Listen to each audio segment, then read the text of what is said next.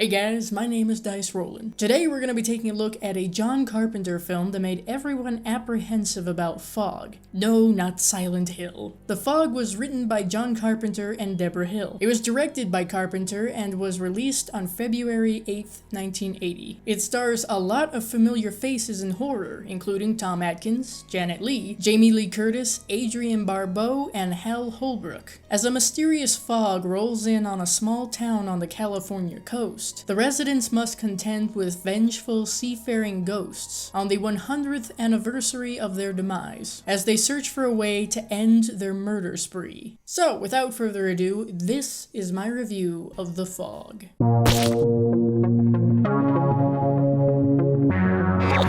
The movie opens with a quote from Edgar Allan Poe to set the mood. And speaking of setting the mood, Mr. Matcham, played by the late John Houseman, spends some time scaring the local children with a spooky story. This actually gives some history to what we're going to see later in the movie, which is the crew of the ship Elizabeth Dane died due to crashing into the nearby shore on a foggy night. According to the legend, this same crew would rise from their watery graves on the 100-year anniversary of their deaths, which just so happens to be that day. Elsewhere in Antonio Bay's church, John Carpenter makes a cameo, before the interior of the church literally falls apart right in front of Father Malone, played by Hal Holbrook. Hidden in the wall, he finds a journal that used to belong to one of his ancestors. In it is a passage that doesn't bode well, saying that from midnight to 1 belongs to the dead. Here I thought that from midnight to 1 belonged to the stoners looking for snacks. Given that it's currently that very time frame, strange things start happening around the town. But that's okay, because Nick Castle, played by Tom Atkins, has just arrived. And he's just picked up Elizabeth Sully, played by Jamie Lee Curtis.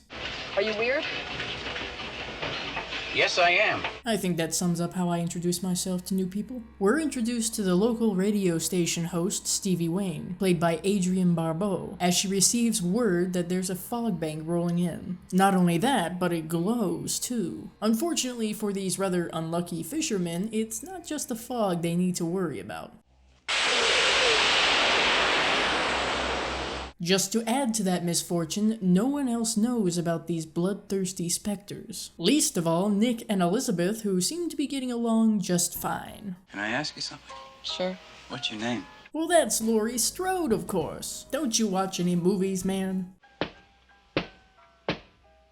Now, of the many things that I've learned from horror, I'm gonna go out on a limb and say you probably shouldn't open that, Chief. On the other hand, it was very polite of the guy to knock. But since Nick is Tom fucking Atkins, he goes to check it out anyway. And he likely would have gotten a hook through the skull if it hadn't just turned 1 a.m. The next day, Stevie's son, Andy, played by Ty Mitchell, finds a broken board with the partial name of Dane on it. And since he was paying attention to the scary story from the previous night, he figures it's pretty important. It also helps that it had previously been a gold coin. Nick and Elizabeth discover that neither the seagrass or the 3 fishermen from the night before have shown up. This raises some red flags for Nick, who goes out on the ocean with Elizabeth. Fortunately, they find the seagrass. Unfortunately, they also find one of the men.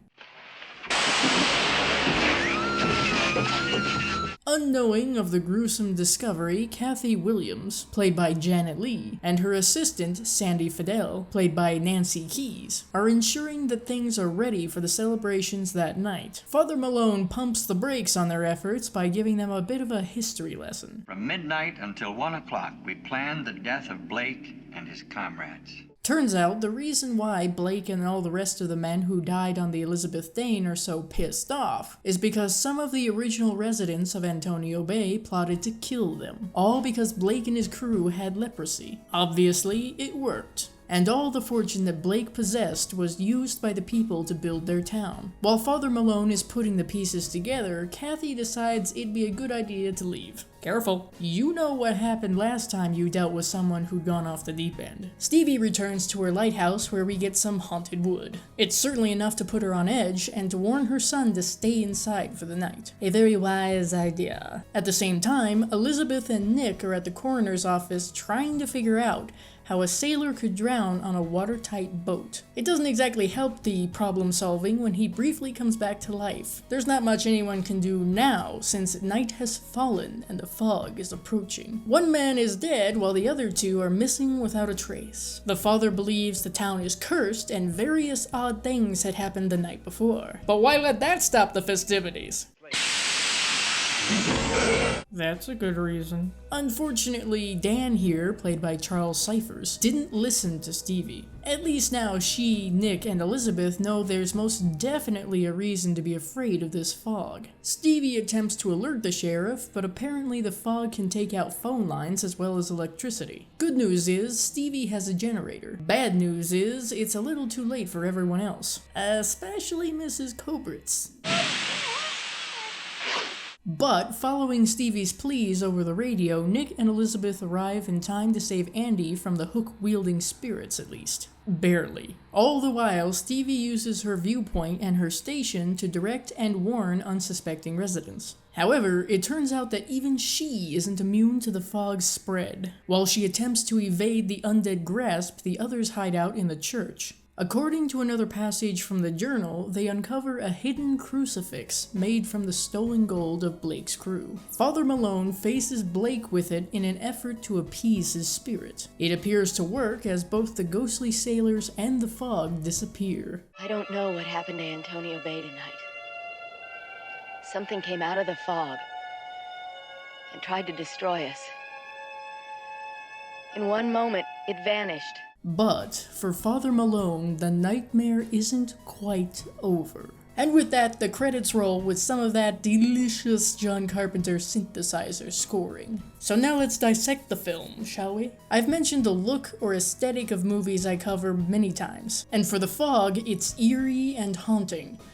And I love it! All the settings have a very unique feel to them, with the lighthouse being one that always springs to mind. And then you add in the otherworldly fog that's creepy all by itself. The plot feels very much like a ghost story to be told around a campfire. And obviously, Carpenter not only knew this, but specifically wanted it to be such. I think it captures that essence very well, and brings it into the modern world at the time. It seems like a pretty simple concept that captures your attention and explores the classic ghost story a bit more. It's genuinely chilling, especially when you find out what's lurking within the fog. I obviously have to talk about Adrienne Barbeau's performance. She essentially acts as the story's anchor, keeping other important characters informed of the danger. She was playing the character of Stevie essentially on her own, without many other actors to engage with, and she did really well with it. Tom Atkins and Jamie Lee Curtis were a delight as usual. It's nice to see that while it could have been very easy for Curtis to fall into a Laurie-esque performance, she didn't, and made Elizabeth different from her other well-known Carpenter movie role. Hal Holbrook, for the significant yet little screen time he had, made Father Malone stand out and become memorable. All the side characters could have become forgettable background parts,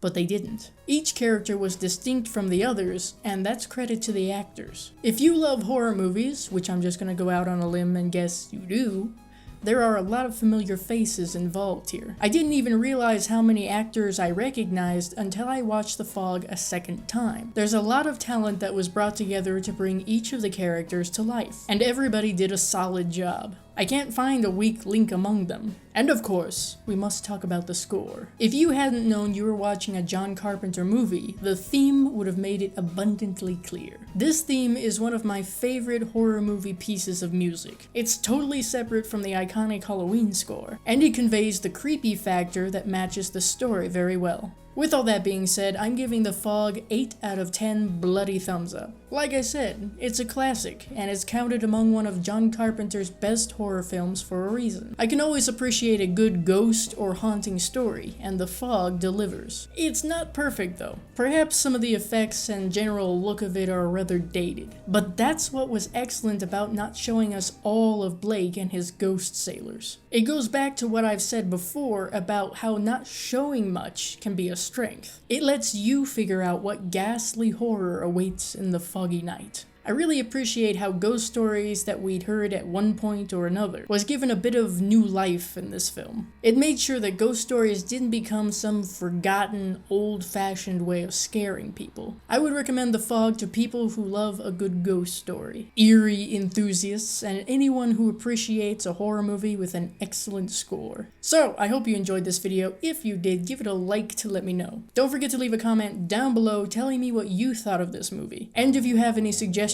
for horror movies you'd like to see me review in the future. You can support the channel through my Patreon, where you can also get early access to videos like this. Also, don't forget to share this video to help the channel grow, and subscribe for more videos like this. See you later. 11:55. Almost midnight. Enough time for one more story. One more story before 12. Just to keep us warm.